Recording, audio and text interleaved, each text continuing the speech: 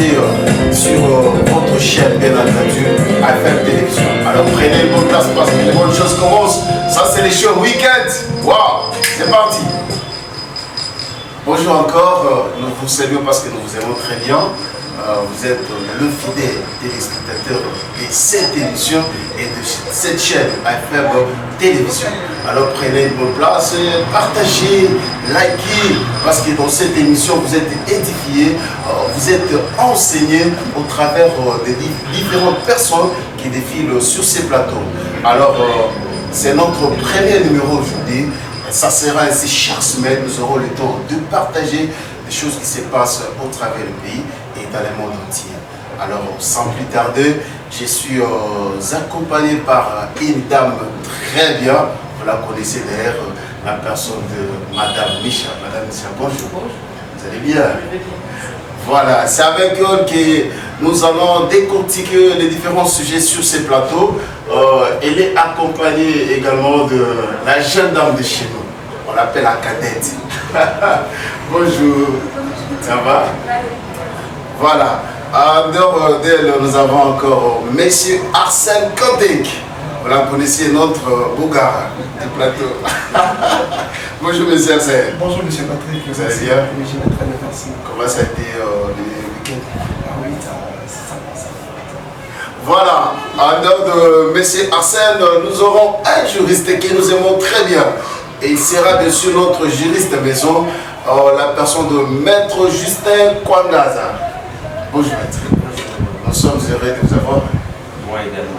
Voilà, avec Maître, nous aurons le temps de parler beaucoup de choses, beaucoup de sujets qui font beaucoup de bruit dans notre pays. Voilà. Nous allons prendre Madame Micha, parler de la religion. Alors, le premier sujet, bien notre premier thème, c'est de savoir comment lire la Bible. Vous savez, aujourd'hui, beaucoup de gens lisent la Bible comme un livre. Selon ce qu'un certain frère comment il faut codicier la chanter, qu'il ne faut pas lire la Bible comme un livre. Alors, aujourd'hui, avec Madame Micha, nous allons découvrir comment lire la Bible. Madame Micha. Voilà, les téléspectateurs de FM Télévision de savoir comment il faut lire la Bible. Merci Patrick pour la question. Pour la Bible, c'est vraiment un sujet très vaste. Nous essayerons un peu de synthétiser, donner quelques points qui va permettre aux téléspectateurs qui nous suivent de maîtriser. Sans d'abord oublier que est-ce que la Bible, c'est seulement des chrétiens ou bien aux païens, tout le monde peut lire la Bible? Tout le monde peut lire la Bible, mais c'est principalement aux chrétiens qu'il faut lire la Bible parce que c'est la base de la foi. Donc vous interdisez aux païens de lire? Non, moi je n'interdis pas aux païens de lire.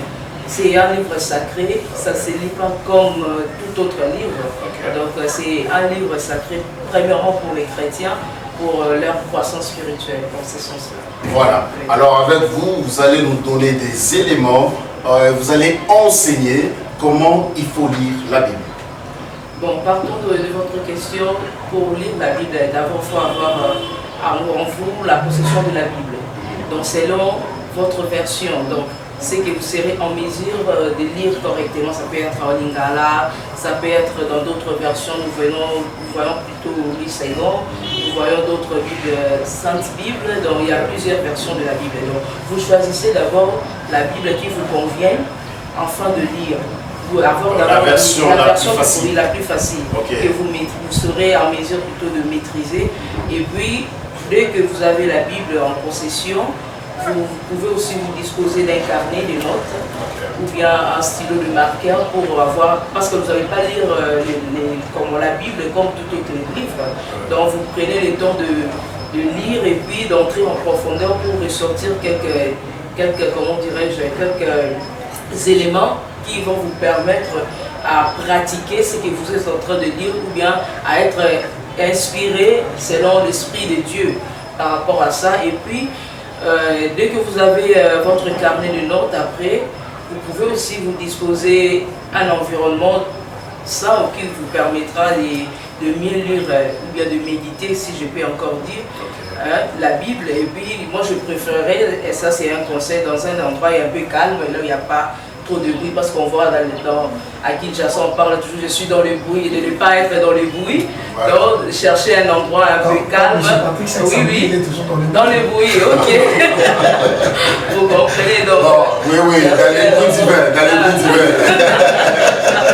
Dans le bruit divers, mais entre parenthèses, donc chercher un endroit un peu calme, là où il serait un peu seul, je peux dire. Très disposé à lire. C'est comme si on peut partager la Bible avec beaucoup de personnes autour, partager des sujets bibliques, c'est pas interdit aussi. C'est pas interdit, il y a des endroits libres pour la lecture de la Bible. Là, il y a des partages qui s'est fait à Tourbiron avec bon nombre de chrétiens, il y en a, mais pour vous-même d'abord, comment vous vous focalisez à lire la Bible soi-même d'abord avant de partager avec les autres. Monsieur Arsène, vous êtes du pont de vie avec Mme Michel. Bon, certes, il a vraiment totalement raison, parce que certes, il faut lire la Bible, mais peut-être le mot que la théologie nous enseigne, ce n'est pas seulement lire la Bible, la théologie nous enseigne que nous devons méditer. Donc, c'est-à-dire qu'il faut faire la méditation, et comme chaque matin, je ne sais pas, parce que c'est elle qui a beaucoup plus de prouesses en termes de formation théologique, elle maîtrise mieux. C'est-à-dire que tu peux venir le matin, le soir, méditer le matin, le soir, ou bien je ne sais pas, et ça dépend donc de vous. Mais ce qui est très important, que je vais répondre aussi, c'est dans Maman Nishadi, c'est de pouvoir avoir un carnet et puis souligner tout ce que vous avez eu à acquérir l'heure de votre métier. C'est très important.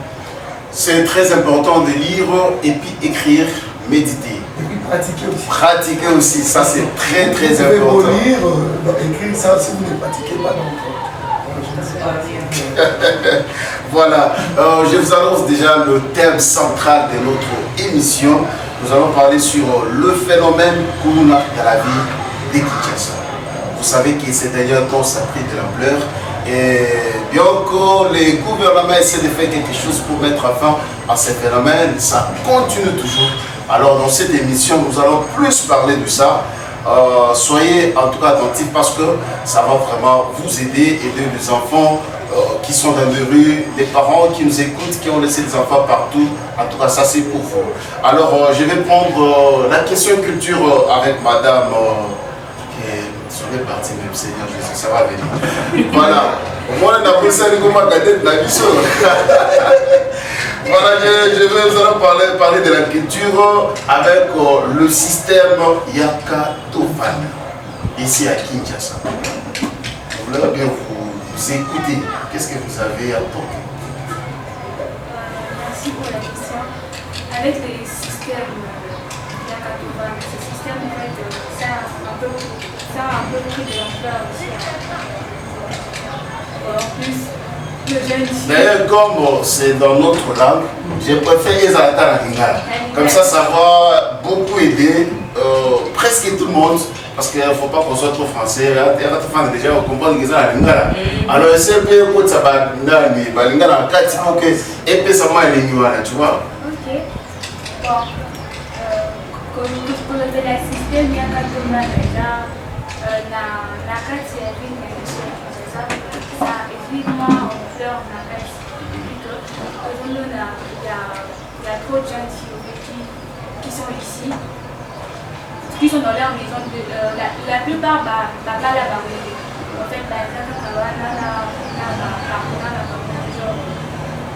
fait, est-ce que c'est par manque de l'encadrement des parents? Bon.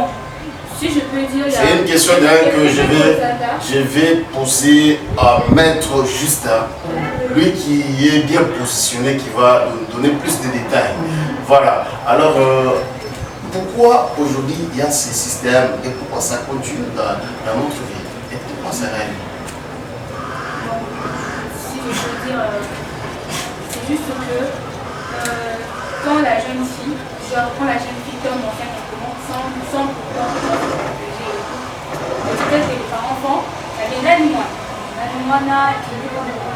puis, du coup, là, moi, on n'a pas bien compris la chose. Du coup, avant, on dit, peut-être qu'on va aller, avant de payer, on va aller, on Et puis, papa va vous saluer.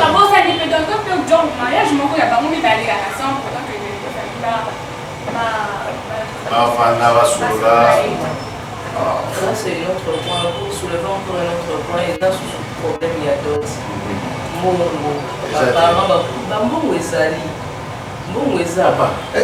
Je crois dernièrement, on voulait quand même réduire les problèmes des deux. Non, je pense que c'est que je dis que Maître est le mieux placé pour essayer de nous expliquer. C'est le moment où il s'appelle encore comment le député? Non, c'est Mao. Donc, m'avait proposé, j'espère que c'est vous pouvez. Voilà, comme tout le monde suscite l'intervention de Maître Justin. Alors nous allons prendre Maître Justin pour qu'il nous explique pourquoi le système Yaratofanda à Kinshasa, ça s'est multiplié. Qu'est-ce qu'il y a à la base?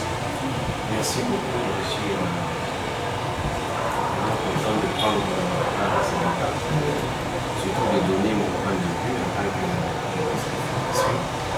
aussi praticien. Avant d'aller d'abord faire lorsqu'on parle d'un phénomène, c'est-à-dire il s'agit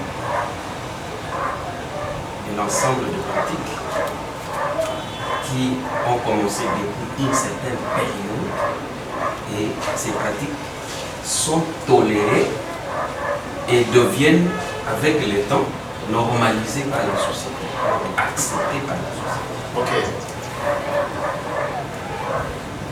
Le système Yaratofanda, c'est un système qui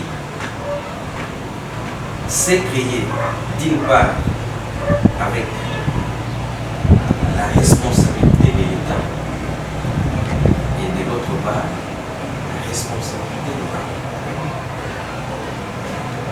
La responsabilité dans le sens de l'État, dans le sens c'est l'État qui a la charge d'imprimer les lois, de faire exécuter et d'assurer, n'est-ce pas, la survie de la société. C'est l'État qui a la charge de créer de l'emploi pour ses citoyens. C'est l'État qui a la charge non seulement de créer de l'emploi, mais de bien payer et bien traiter ses cultures. Ça va de la charge de l'État. Maintenant, si l'État a failli à ces missions-là, comment voulez-vous qu'un parent qui travaille et qui a mis au monde 10 enfants, et qui a un salaire de 200 000 francs, et parmi ces 10 enfants, il se retrouve avec 8 filles et qui deviennent des grandes, qui doivent se vêtir, qui doivent avoir de la notion, qui ont besoin aussi de faire de la découverte. Et que les parents est incapables de pouvoir gérer, n'est-ce pas, les besoins de ces enfants. C'est d'abord ça la première responsabilité de l'État qui a fait que les parents deviennent en quelque sorte démissionnaires de leurs responsabilités. Et cette démission, la plupart, est due au fait que les parents soient incapables de subvenir aux besoins financiers de leurs enfants. Et les enfants se sentant lésés, plutôt abandonnés, parce que, ayant des besoins qu'il faut satisfaire, ils cherchent quel moyen trouver le racolage pour essayer de résoudre ces problèmes. C'est comme ça qu'il va se taper un copain qui va l'amener dans un resto où son parent ne l'a jamais amené. Il va se trouver il va se trouver un monsieur qui dit voilà, comme je voyage, je vais trouver pour toi un passeport, comme ça on va commencer à regarder. Pendant que son parent est capable de le faire, il ne va pas cette fille-là résister, de moins qu'elle soit une fille avec une bonne éducation et une éducation chrétienne. Et c'est ça la source de ce phénomène. Les enfants sont à la maison et que les parents sont incapables de trouver même un pain pour ces enfants-là qui ont besoin de manger et les parents sont incapables de trouver. Et l'enfant va chercher où trouver le pain parce qu'il va trouver. Et c'est pourquoi j'ai dit, en premier lieu, le responsable majeur, c'est l'État. Du fait que l'État a lâché prise dans certaines de ses responsabilités, dans certaines de ses prérogatives, a rendu aussi certains parents irresponsables par rapport à ce pourquoi nous vivons et même les phénomènes Kununa, et même les phénomènes Yakatavano. Parce que ça marche, c'est presque la même chose. Vous comprenez déjà que les deux choses marchent ensemble. Alors toujours avec... non, je prends d'abord Monsieur Arsène, le temps que Maître avant le pédacilif. Monsieur Arsène, et comment vous trouvez la gestion de jeunes filles dans leur famille? Parce qu'aujourd'hui, comme le maître vient de le souligner, les parents ont une grande responsabilité. Et la plupart des parents ici à Kinshasa, alors non plus ici à Kinshasa, ils fuient leurs responsabilités. C'est comme ça qu'on se retrouve avec les filles dans deux rues. Vous vous réveillez à 4 heures, vous trouvez déjà des filles dehors, ils cherchent quoi finalement? Parce que les parents n'ont pas assumé leurs responsabilités. Okay. J'espère bien d'ailleurs pour bien répondre à cette question. Je commence d'abord à donner beaucoup plus de bravo sur les narrations du maître. Il a beaucoup plus victimisé l'État congolais. Pourquoi? Parce que, écoutez, soyons clairs, si l'État était responsable de certaines choses, on ne devait même pas commencer à faire des ventes. Je ne dis pas des pouvoirs en place parce qu'aujourd'hui il y a beaucoup de choses. Je parle de l'État. Je parle de l'État parce que ça ne date pas d'aujourd'hui. C'est depuis même à l'époque du fait président Mobutu, où déjà notre pays passait un peu dans une situation pareille. Mais ce qui fait aujourd'hui peut-être qu'il y ait beaucoup plus cette aberration d'abord de l'éducation auprès de jeunes filles, c'est par rapport à cette situation financière. C'est-à-dire, dès que les parents sont mal rémunérés directement, il y a une exposition des enfants à ce qui n'est pas assez agréable, certes. Parce que, comment peut-on dire que vous voulez qu'un père qui a 5 enfants, 6 enfants, on lui paye 120 000 francs. Et il est incapable de 120 000 francs, c'est équivalent de 60 $. Ou peut-être il loue seulement, je ne sais pas quoi que ce soit. Même pas les loyers. Hein. Donc c'est incapable même de payer les loyers. Et directement, vous voulez que ce père-là puisse gérer ses 6 filles. Avec toutes les rigueurs, mais quand même, et avec ce 21e siècle. Hein? Ça va être compliqué. Voilà, nous allons revenir encore sur ces sujets. On prend d'abord l'entreprenariat. Parce que c'est aussi un point qui va toucher à tout ce que nous avons parlé déjà depuis le début. Entrepreneuriat du jeune. Parce qu'aujourd'hui, on a affaire à des jeunes que je dirais un peu faibles et qui ne se donnent pas, qui ont la facilité. Alors, avec M. Arsène, il va nous expliquer comment un jeune peut devenir entrepreneur. Okay. Certes, peut-être je vais aussi retirer quelque chose que tu as dit, que les jeunes sont devenus faibles. Donc je dois défendre les jeunes parce que moi-même je présente l'émission Escale sur la jeunesse. Donc je défends beaucoup plus de jeunes. Sur ces points-là, on ne doit pas traiter les jeunes qui sont de faibles. Non, c'est faux et archi faux. Pourquoi? Parce que... Non, je dis faible parce qu'il y a des jeunes qui n'aiment pas travailler, non, qui aiment la facilité. L'habitude, c'est ce qu'on pense. Et nous, les gens, on aime plus demander. C'est ça, je dis que descendez sur le terrain, essayez d'enquêter, vous allez voir qu'il y a des jeunes qui sont forts, mais ils n'ont pas cette possibilité d'où travailler. Et comment ça, M. Arsène? Mais c'est ça. D'ailleurs, je dis qu'aujourd'hui, si vous avez suivi l'intervention du maître, il avait déjà au début, en élocutant ceci, que l'État congolais a ce problème-là de pouvoir mettre quelque chose qui doit être à la disponibilité des jeunes. Je fais allusion, je prends la ville du Congo-Brazzaville. Si vous partez au Congo-Brazzaville, il y a un système là, donc j'ai commencé à parler avec un monsieur qui me dit jeunes débrouille-toi. C'est un phénomène qu'on a créé. Jeunes débrouille-toi. C'est-à-dire que si vous avez déjà 25 ans, si vous êtes diplômé, vous avez votre diplôme de licence, il s'agit seulement vous partez, vous enregistrez. Et on vous appelle selon votre projet que vous avez à présenter. Sur ce, mais nous, on a fait combien des appels ici? Pour que même moi-même, dès que je suis là, j'ai à introduire des projets, pour que l'État puisse me soutenir. Je n'ai jamais été soutenu. Et vous allez m'appeler. Mais ça fait aussi ce fait que les projets n'est pas clair, maître. Parce qu'on peut soutenir qu'un projet qui est clair, qui est bien détaillé. Ok. Si peut-être vous dites ça, pas de problème. Mais si on descend sur le terrain maître, je vous assure que sur 1000 jeunes qu'on va interroger, on va avoir que 2 jeunes qui vont dire que peut-être le projet n'a plus sur l'animement. Et le reste, c'est négatif. Bon, avant que je puisse prendre maître. Non, donnez la parole à maître. Non, je ne vais pas le taper. Madame Michel, vous êtes mon point de vue avec Oui, Michel. je partage le même point de vue avec Michel. Certes aussi, je ne peux pas aussi dire que le jeune manque de possibilités ou bien les jeunes sont incapables. L'autre fois, dans notre numéro, avec le Michel toujours, il avait dit que non, avec notre système éducatif qu'on nous montre à l'école là, c'est pas comment on traite. On nous montre seulement avec tous les différents plutôt cours que vous êtes en train de ce qui n'encadre même pas ce que tu souhaites être. Mais avec cela, comment on peut entreprendre? D'ailleurs, pour vous compléter, c'est ce que je martèle beaucoup plus sur ces points-là, maître.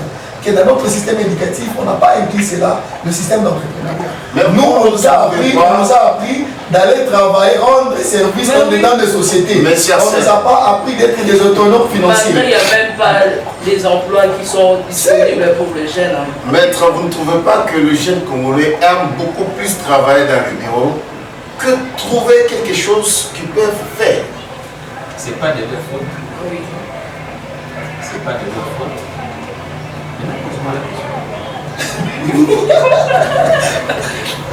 J'espère que vous allez encore dire que c'est profite encore pourquoi. Ce n'est pas de leur faute. D'ailleurs, M. Arsène vient de le dire. Dans d'autres pays, on prépare, on adapte les programmes d'enseignement par rapport aux réalités. On forme les enfants à partir de l'école pour qu'ils sachent comment être utiles demain dans la société. Mais ici, dans notre système, peut-être nous les juristes, personnellement, moi, quand j'étudiais, j'avais la vision de devenir avocat. Et je le suis. Tu vois? J'ai eu au moins le temps de préparer ça pour être là. Quelqu'un qui fait, par exemple, le marketing, il fait commercial de gestion et tout ça. Mais quand il finit, c'est pour devenir. Il a fini la gestion des entreprises et tout ça. Vous voulez qu'il tienne quoi? Parce qu'il a fait la gestion. Et l'État sait que dans cette année, dans nos universités, nous aurons au moins autant de produits gestionnaires des sociétés. Qu'est-ce que l'État fait en aval? Et si l'État congolais manque de moyens? Mais là, si l'État congolais manque de moyens, est-ce qu'il faut continuer à prendre les licenciés, à prendre les gradués? C'est là la question qu'il faut se poser. Et puis mettre parce que ailleurs, il y a ailleurs, quand les gens étudient, à peine qu'ils sont même en train d'étudier, ils ont des subventions encore étudiantes. Il étudie, il a un contrat. Et il profite de faire ces contrats-là. Et ça lui donne l'expérience. Dès qu'il a fini avec son contrat-là, il a gagné direct. Et pourquoi pas? Alors maintenant, vous, en tant que juriste, quel est maintenant l'appel que vous lancez à l'État congolais? Parce que vous avez parlé de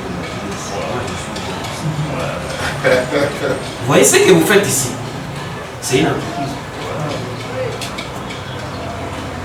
Ça édifie, ça contribue et ça diminue le chômage parce que vous êtes là. C'est de l'emploi. Et l'État peut encourager ça. Le ministère de la jeunesse, le ministère de l'emploi. Vous voyez? Alors, si vous n'avez pas encore fait, je vous conseille de le faire. Faites un projet, déposez. Et puis, quand on répondra, appelez-nous, on revient encore. Maître, on avait dit qu'on ne fait pas les projets. Maintenant, on a fait les projets, voilà la réponse qu'on a eue. Voilà, comme ça, vous verrez qui est responsable. D'ailleurs, c'est parce que j'ai laissé le mallette un peu plus loin. Je devais vous donner même les acquis et les réceptions. Encore un aspect. Est-ce que tu es informé qu'il y avait de fonds au ministère de la Jeunesse où on voulait financer l'entrepreneuriat des jeunes? Vous êtes informé. Et qui d'entre vous aussi a postulé? La question, c'est pas seulement de savoir qui a posté les maîtres. Vous voyez, c'est qui est-ce qu'on a donné ces ressources nécessaires. Vous voyez, déjà, c'est une grosse chose. Le fait d'imprimer déjà l'image selon laquelle l'État n'aide pas les jeunes ne poussent annuellement vers l'État. Mais c'est parce que les gens ont été confiance en l'État. Parce qu'il y a une offre. Il y a une offre. Même moi, j'ai essayé de postuler, j'ai essayé de faire un projet en ligne. Malheureusement, moi, j'ai fini tout, on me complique, on me demande encore d'autres histoires, j'essaie de mettre, on me ramène à d'autres histoires. C'est ça le schéma qu'on avait donné, mais quand j'essaie, on me ramène là-bas, j'essaie, on me ramène ici. C'est là où vous fatiguez. Et pour finir, je finis de abandonner. Sur le lien qui a été envoyé. Là, vous allez... Je n'ai pas pu, et jusqu'aujourd'hui, on ne m'a jamais accusé, si c'est allé ou ce n'est pas. Mais c'est ça qui décourage en fait. C'est cette impression-là que ça donne, qui crée cette fossé, qui crée ce manque de confiance. Même si j'allais avec mon boulot, c'était ça.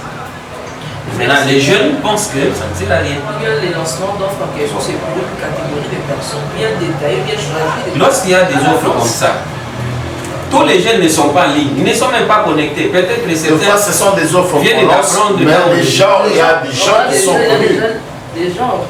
Est-ce qu'il ne faut pas changer de système lorsqu'il y a des offres? Passer par une autre mobilisation, une autre forme de mobilisation pour que les messages soient portés, même au plus bas niveau, et que tout le monde soit quand même informé. Comme ça, l'État nous dira non, j'avais sensibilisé toute la ville et tous les pays, et je n'ai eu que 3 projets sur le terrain. Peut-être aussi pour parler de ça, j'aimerais peut-être beaucoup plus essayer de donner beaucoup plus d'informations sur ces points.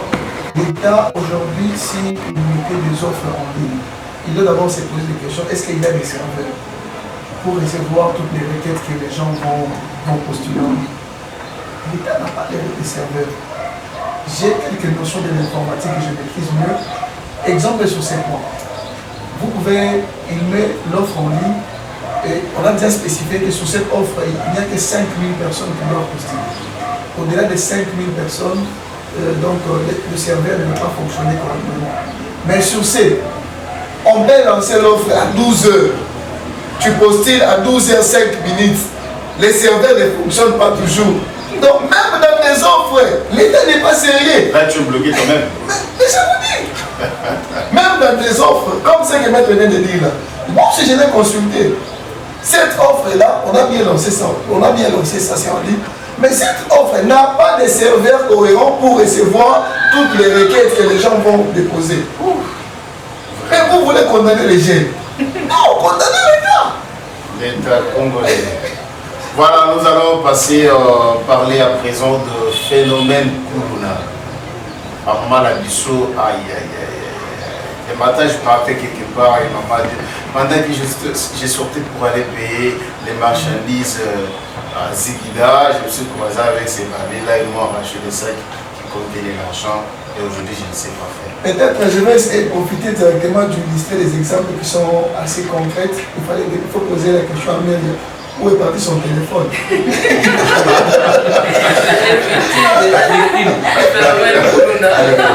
Vraiment.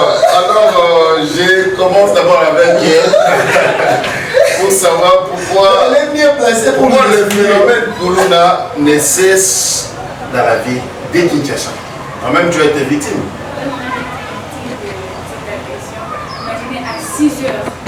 6 heures, c'est comme ça. La lumière. Et puis on me bat avec la machette. Et puis je me sens que c'est Triste. triste. Madame Micha. Elle est étudiante, on a pris ses syllabus, on a pris son téléphone, mais elle va évoluer comment? L'État congolais va rembourser. Alors, on va répondre à la première question de savoir pourquoi les phénomènes Kuluna ne cessent dans la vie de Kinshasa. Madame Micha. Oui, ces phénomènes ne cessent jamais en l'air de ça, comment dirais, en alphabétisation des gens depuis la maison, là où il y a l'éducation. l'éducation de base, on a donné la responsabilité à l'État, on donne aussi la responsabilité aux parents, comme m'avait dit le maître quand il dans son allocution. Donc, la responsabilité va aussi de faire par les parents de la maison, l'alphabétisation quand les enfants n'étudient pas. Il y aura toujours ces phénomènes. On voit aussi des enfants de la vie qu'on traite de sorciers ou par d'autres par marâtres ou comme ça quand ils sont à la rue. Ce sont les moyens de vivre pour eux, pour subvenir à leurs besoins. Donc ces phénomènes va de fléau à cause de cela. Donc nous prenons la responsabilité des parents et puis qu'est-ce qu'on peut encore dire par là? Manque de conscience, des travail, des parents et des jeunes. Donc des jeunes et des marques de travail aussi. Pour autant, quand un jeune plutôt ne travaille pas, moyen de défense, il va tenir la machette pour se subvenir à ses besoins. Est-ce que vous trouvez vraiment que c'est des moyens suffisants? Ce n'est pas les moyens suffisants, mais pour eux, c'est les moyens suffisants parce qu'ils ont que ça en tête. Ils n'ont pas d'autres moyens. Mais ça, ils n'étudient pas, ils ne travaillent pas. Comment ce phénomène ne prend jamais fin? Malgré les efforts que l'État congolais a essayé de faire, malgré les changements des stratégies, pourquoi ça ne se termine pas? Bon, moi je pense bien que si ces phénomènes-là, si on remarque cela jusqu'aujourd'hui, là nous sommes en train de subir d'ailleurs des séries fortement, pas seulement par rapport à Myriam, mais même moi-même aussi des fois. J'ai subi 2 fois, 4 fois donc avec ces bandits-là. Mais je pense bien que la plus grande responsabilité, ça ne revient pas seulement à notre État congolais. Nous devons faire aussi allusion, et d'une manière historique, si on regarde bien, c'était en 2017, lorsque le général Kanyama commençait à tuer avec les systèmes de l'ICOFI, opération de l'ICOFI comme ça. J'espère bien que ma maître, il est encouragé avec les droits de l'homme. Ma télé, non, on ne peut pas tuer les gens comme ça. Mais tandis que ces coulons-là, si vous vous passez avec eux en cours de route, écoutez, si tu as quelque chose, paye ça par vous. Si tu n'as pas, soit tu vas vomir, soit tu vas passer de l'eau. Et maintenant, lorsque l'État congolais aussi s'est mis sur pied pour essayer de les éduquer d'une manière étroite, les gens des droits de l'homme s'élèvent au nom de mais le risque est que parce que Natal Tiwana, on prenait même des innocents. Voilà pourquoi. Mais ce qui doit être maintenant, que nous devons beaucoup plus braver aujourd'hui, c'est que l'actuel l'inspecteur provincial, qui est le général Kassomo, il doit peut-être essayer d'adopter la méthode que le général Kanyama avait fait. Moi, je pense que c'est mieux. Avec Maître Justin, il va répondre à la question de savoir est-ce qu'aujourd'hui, on peut revenir à cette méthode du général Kanyama qui avait fait de tout son bien, et puis ces phénomènes qu'on avait essayé de diminuer, on ne remarque pas vraiment des cas comme ça se passe actuellement. Il faut d'abord dire que notre pays a ratifié une loi contre la torture et contre l'exaction, quelle que soit l'infraction. Et étant donné que nous sommes membres, nous ne pouvons pas appliquer cela. La peine de mort a été abolie à notre pays. Donc s'il faut condamner quelqu'un, bon, il peut être condamné à perpétuité, mais il ne va pas l'exécuter. Voilà. Donc c'est un phénomène qui doit être géré en mental, non seulement en éliminant physiquement les gens, mais aussi en cherchant les centres de formation. Comme ça se passe aussi à Kanyama, c'est quelque chose, même en dehors de Kanyama, c'est même ici créer un site ici, très loin dans une bouche, faire des bâtiments. Les autres vont apprendre à être menuisiers, à être maçons, à être. Et dès qu'ils seront utiles, quelqu'un a un métier, il peut revenir dans la société, il peut revenir dans la vie, il peut commencer à travailler. Maître, si j'essaie un peu de vous compléter sur ce que vous venez de dire, si nous jetons quelques regards sur ce beau pays, j'aime beaucoup plus la Chine. Vous regardez, la plupart des Chinois que nous voyons ici sont en train de construire chez nous. Ce sont des prisonniers. Qui viennent. La main d'œuvre. Ce sont des condamnés là-bas qui sont en prison. Alors, nous sollicitons les prisonniers. Non, là c'est un débat. C'est juste une parenthèse qu'il a ouverte. C'est pour vous dire que l'État peut en même temps même conclure, n'est-ce pas? Même exporter la main d'œuvre dans notre pays. On peut avoir les ingénieurs parmi les Kounouna là-bas, formés ici, et ils peuvent être envoyés dans d'autres pays pour travailler et leur rendement là-bas rentre dans le pays comme font les autres. C'est juste une question que l'État mette le moyen et réfléchisse là-dessus. Ce n'est pas seulement tuer qui compte. Ils sont toujours utiles si la personne là, si elle est, comme on dit, c'est possible de les réinsérer, c'est possible de les métamorphoser, de les rééduquer, de les rendre plus utiles encore à la société. Parlons bien sûr par une formation. Parlons bien sûr de Kanyamaka, c'est qui est un centre de formation pour ces jeunes bandits. Alors, maître, vous trouvez vraiment que ça suffit? D'ailleurs, ça produit votre information. Ces informations. J'ai suivi que même à Kananga là-bas, il y a toute une rame de wagons qui est allée ravitailler le maïs alors que c'est une province à problème sur les plans alimentaires. Ce sont les soi-disant migrants dont l'État a eu quand même la foi d'aller former. Et aujourd'hui, ils sont en train de produire et les gens mangent. Et pourquoi les autres qui sont restés s'ils n'ont pas peur? Vous savez, la criminalité, c'est un fait qui est en même temps sociétal, mais en même temps sanguin, ça peut circuler dans les sangs. Il y a quelqu'un qui est né, qui peut être né criminel. Pourquoi on dit les criminels nés? Il y en a qui deviennent des criminels par effet d'entraînement, par influence des milieux. Donc peut-être il suffit des influences du milieu. Il suffit seulement peut-être de les prendre, les mettre dans une formation. Il faut comprendre, non, donc j'ai inspiré ma vie, je vais construire ma vie. Il revient à la vie.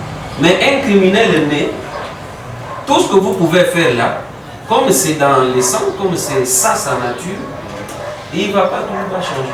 Mais s'il ne change pas, les prisons sont là. Il n'y a pas que exécuter, il n'y a pas que tuer. Mais parce que la peine de aussi les ramener à l'armée alors. Pardon?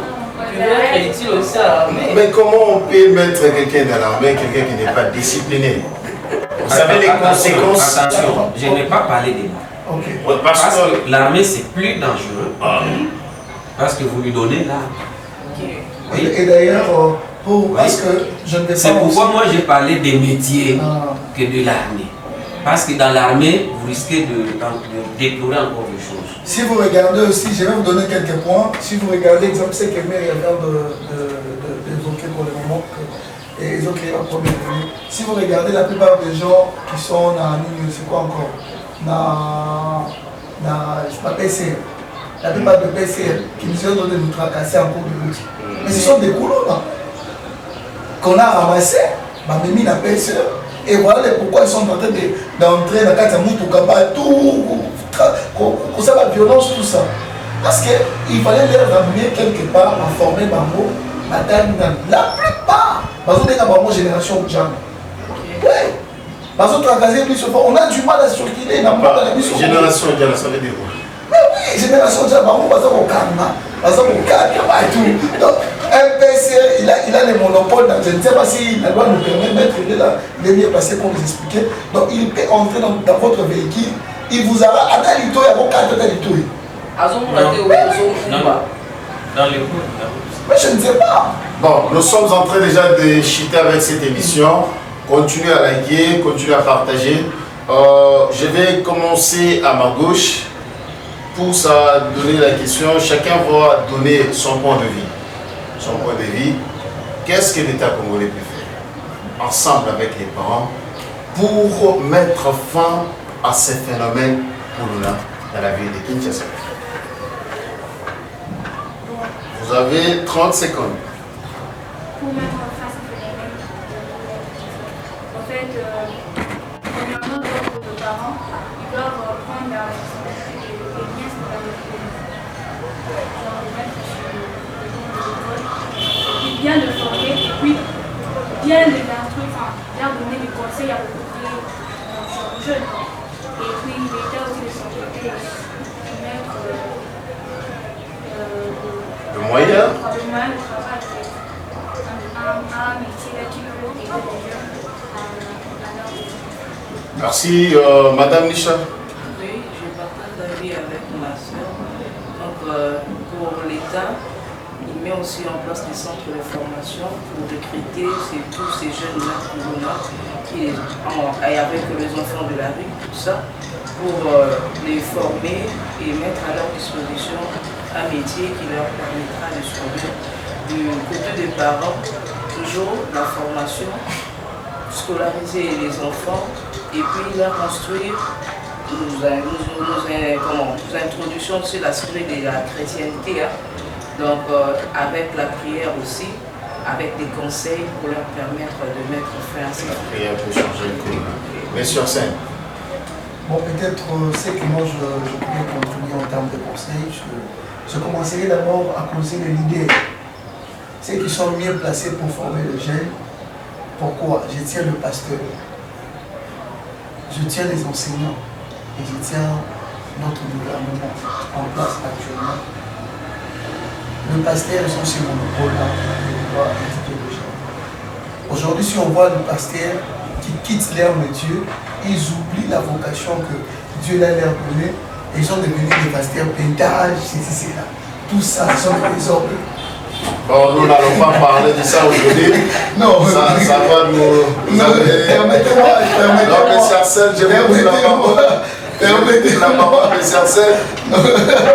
Je vous coupe la parole. Avant que nous puissions chuter complètement, mais Sarcel, je vous ai terminé la parole, je vais revenir à vous à la fin. Avant que nous puissions terminer complètement. Je devais quand même terminer. Je vais revenir à vous, M. Sarcel. Avant que nous puissions terminer complètement, je vais toucher la toute dernière question avec Maître Justin. Nous parlons de la nationalité congolaise. Vous savez aujourd'hui, beaucoup de bruit dans notre pays. Beaucoup de bruit. Et il y a même certains qui commencent à traiter même des joueurs congolais. Voilà, celui-là n'est pas congolais. C'est notre traité de notre à gauche à droite. Celui-là n'est pas congolais. Aujourd'hui avec Maître Justin, vous en tant que juriste. Alors, vous allez répondre à la question majeure que nos téléspectateurs nous ont posé de savoir qui est appelé Congolais. Merci beaucoup, monsieur. Déjà, votre souris, ça me fait plaisir. Merci beaucoup de la question. Certes, c'est une question qui déchire la société. C'est une question sur laquelle les politiciens font véhiculer leur discours pour discréditer X. Pour ça, de raisons politiciens.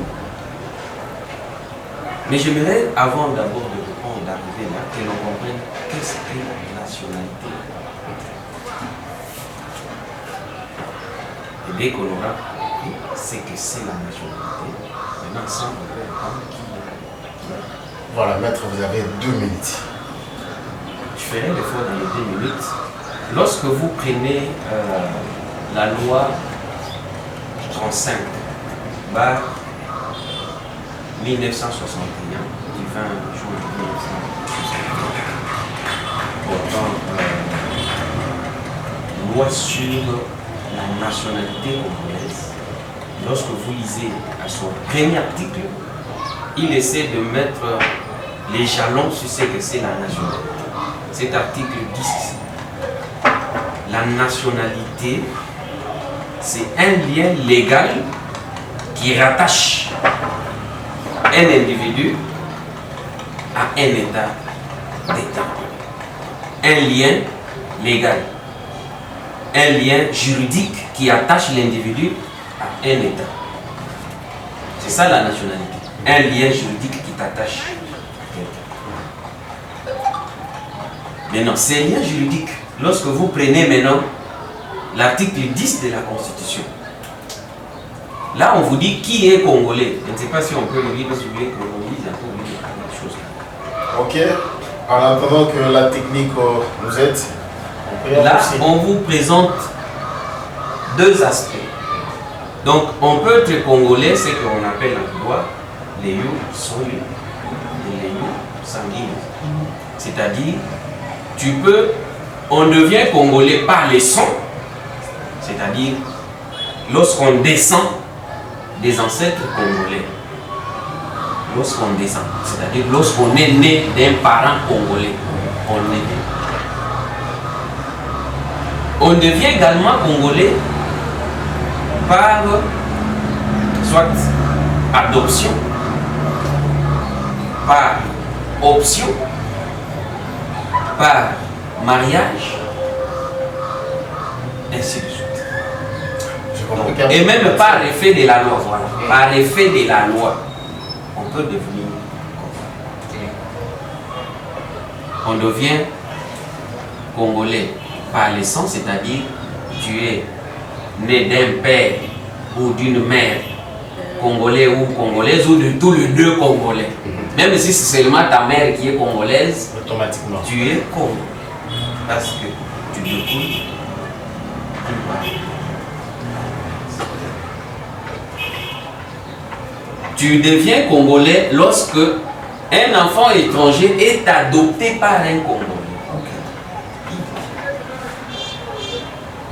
On devient congolais lorsque même l'aéronef qui passe en l'air, donc un avion qui passe en l'air avec une femme enceinte dans l'avion et qui s'accouche dans l'avion en train de traverser les terres congolaises, cet enfant qui est né en l'air là, sur les terres, sur l'espace congolais, il peut, s'il le veut, sauf si lui-même dit ça, c'est un Congolais, il est né sur l'espace. Donc, un étranger peut opter la nationalité congolaise. La loi dit que quelqu'un qui a une résidence au Congo plus de 30 ans, résidence permanente,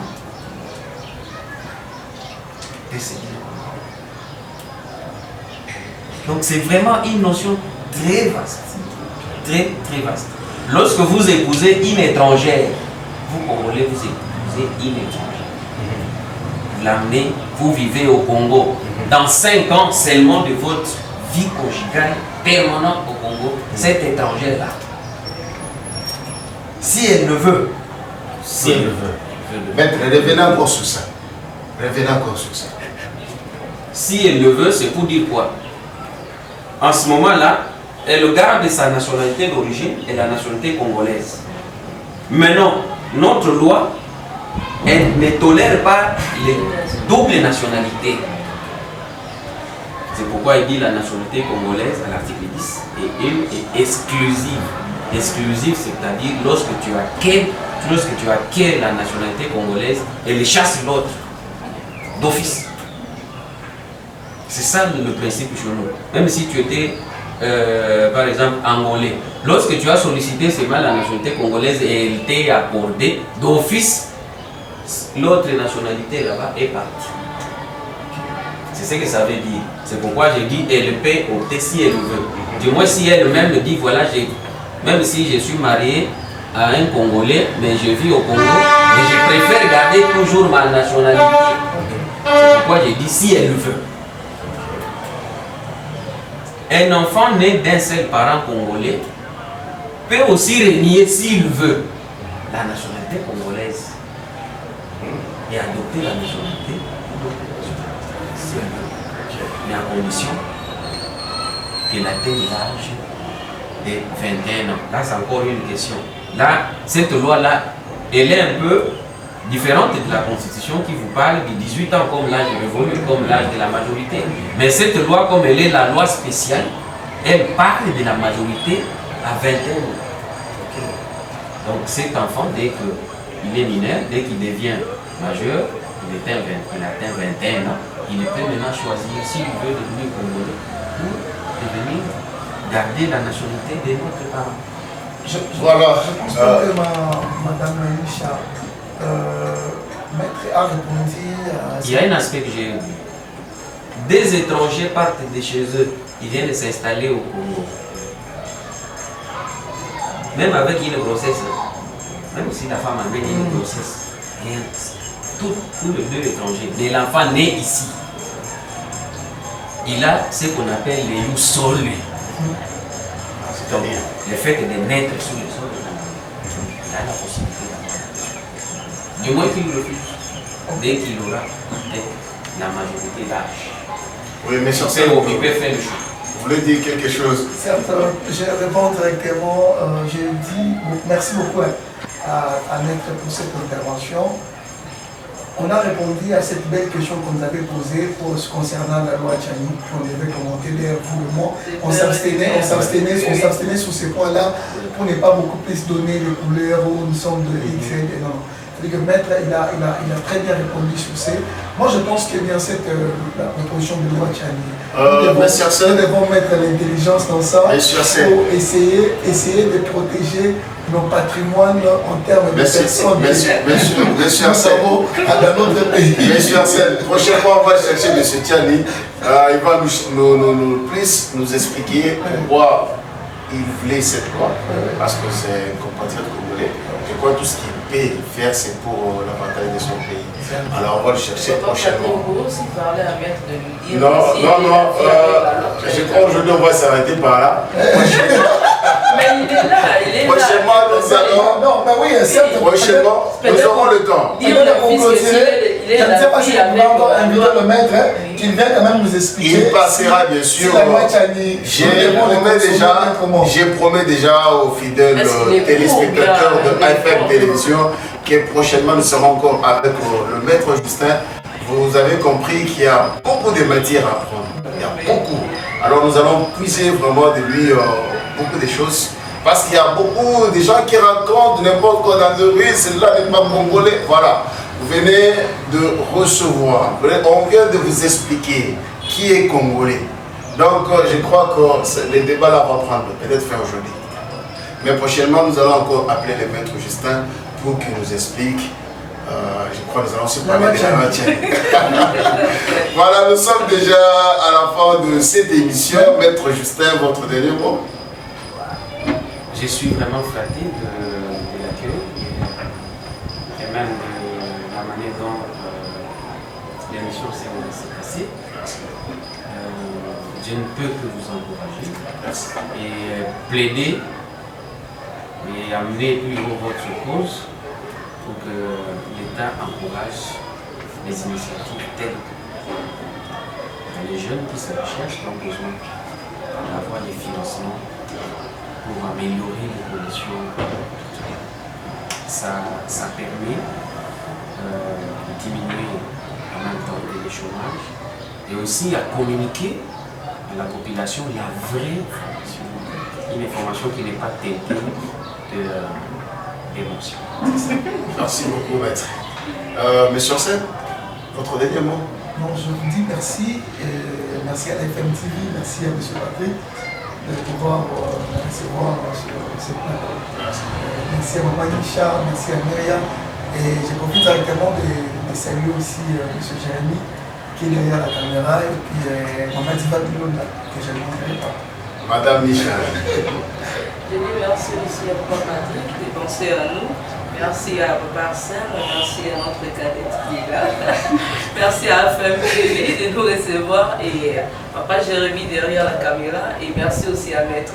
La cadette, on ne t'a pas oublié. Ok, je remercie toute l'équipe et notre ami Jérémy qui est à la caméra. C'est comme si j'étais dans mon banque. Merci à vous, les fidèles téléspectateurs de FM Télévision. Nous vous aimons beaucoup parce que grâce à vous, nous sommes là. Grâce à vous, nous sommes là. Continuez à partager notre émission, nos émissions. Continuez à liker. Depuis quelque part, je salue Maman Diva Bilona. Je salue Levier, les propres César Patuti, Lobo Kwanzambe depuis Bumbashi. Vieux, tous les Magambo. Je vous promets déjà que lui, c'est le partenaire de cette émission. Voilà. César Patuti, le beau Kwanzambe, Topesio Moté. Voilà, nous sommes à la fin et nous vous disons merci encore.